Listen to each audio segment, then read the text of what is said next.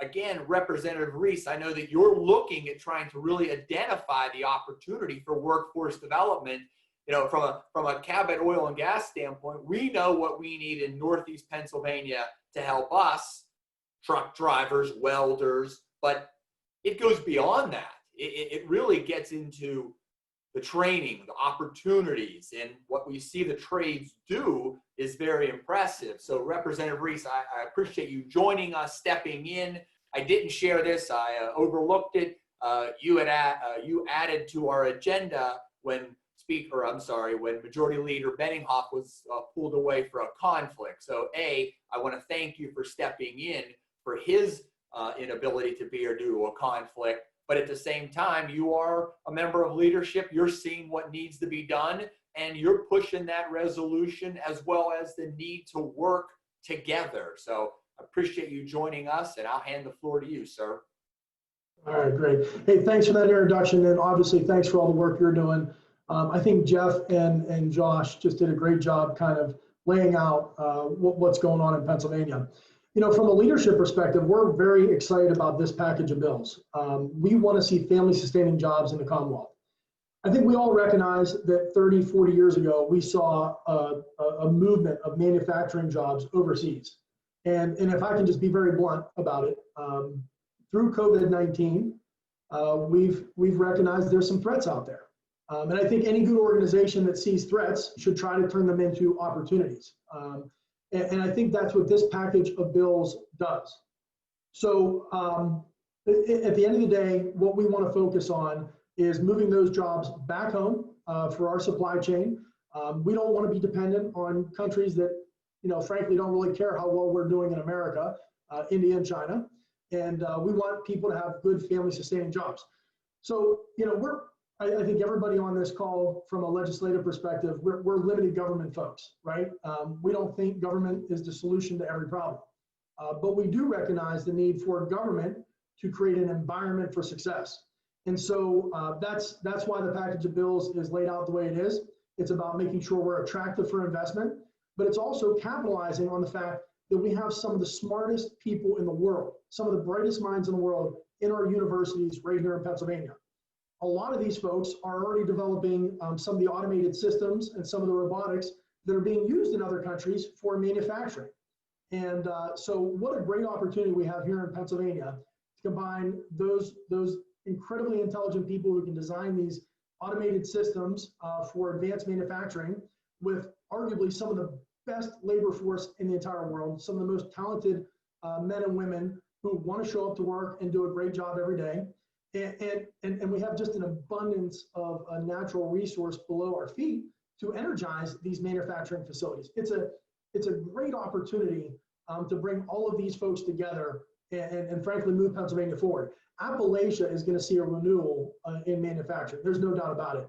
Southwestern Pennsylvania is positioned to be a part of that. So my resolution, and it's a very simple, straightforward resolution, will combine the Education Committee and the Commerce Committee. A very bipartisan approach. This is not a Republican or Democrat issue. This is a Pennsylvania issue.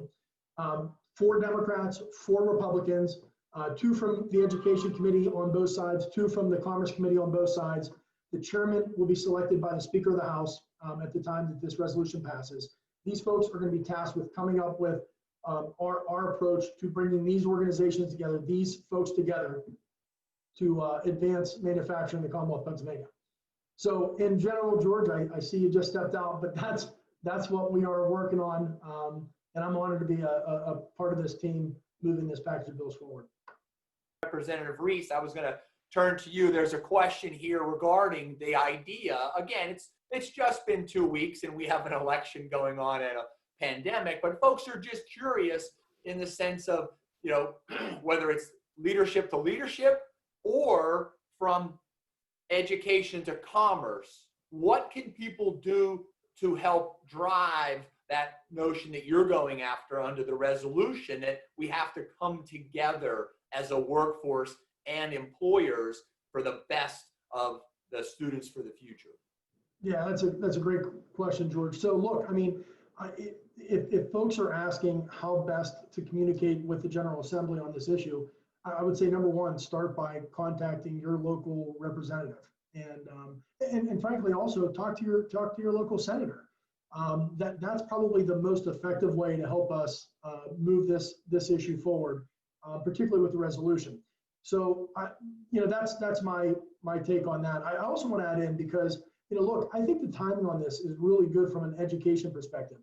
A lot of our state related schools, Pitt, Penn State, Lincoln, and Temple, do a phenomenal job with some of this research and some of the robotics. Our private schools also do a great job.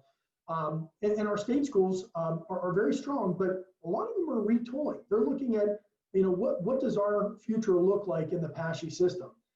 There's some discussion that maybe we don't need all these state schools. I think some of them are looking for opportunities to address the needs of the Commonwealth and maybe change their mission a little bit to meet the needs of our business community. So the timing on this is really, really good.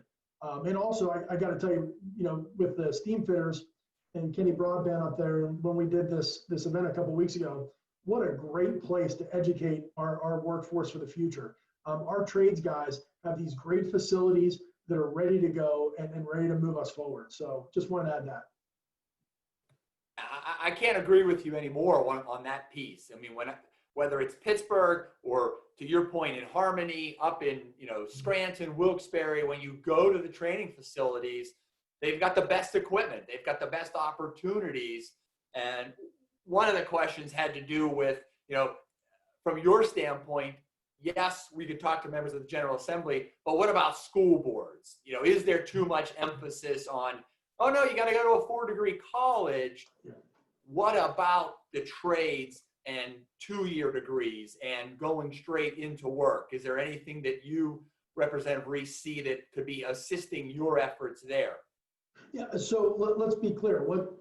What's happening in that world is frankly coming from the fact that folks see these young people coming out of college with degrees that might have a potential salary of $35,000 to $40,000 a year, and they have $180,000 to $200,000 in debt.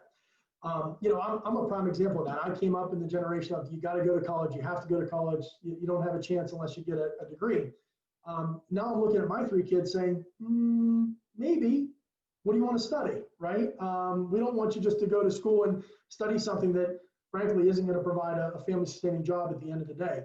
So I think, more people are getting familiar with the trades. You can make a very, very good living as an electrician. You can make a very, very good living as a plumber. And if you look 10, 15 years down the road, we are going to be in desperate need for folks that have those skills. So I think our school counselors are slowly getting on board with that. For a long time, they just wanted to talk about advancing their students from their high school to a higher education institution. And look, we're not saying that you can leave high school and be ready to go and work in a trade and make tons of money. That's not how it works. There's an education component to it. With our trades, most of them have a 5-year journeyman program that they go to school while they're working. So, and they go to school for free, which is just amazing. And they're developing all these skills on someone else's dollar, right? And ultimately putting themselves in the workforce, making a really good living. So I think, our conversations with school counselors, our conversation with school board members is, hey, look, you want to provide a really good K through 12 education. Be good at what you do. But the reality is not every kid has to go to a 4-year college.